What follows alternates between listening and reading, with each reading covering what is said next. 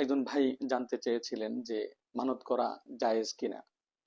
হ্যাঁ, মানত করা জায়েজ রয়েছে। নফল রোজার জন্য আমরা মানত করব, নফল সালাতের জন্য আমরা মানত করব, এগুলি অবশ্যই জায়েজ।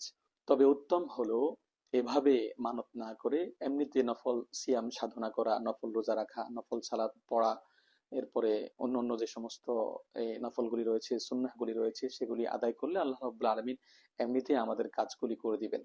তবে মানত করলেই সেই কাজটি আল্লাহ রাব্বুল আলামিন ফুলফিল করে দিবেন বিষয়টি বা এই ধারণা কখনোই ঠিক নয়।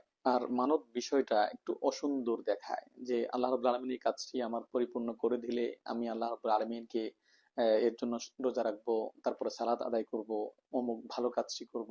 এগুলি কেমন যেন আল্লাহ রাব্বুল আলামিনের সাথে শর্ত আরোপ করা হয়, এগুলি ঠিক নয়, অনুচিত। তবে করা জায়েজ আছে। আল্লাহ রাব্বুল আলামিন আমাদেরকে এমনিতেই বেশি বেশি নফল আমলের সাথে যুক্ত থেকে জীবনকে পরিচালনা করার জন্য তৌফিক দান করুক।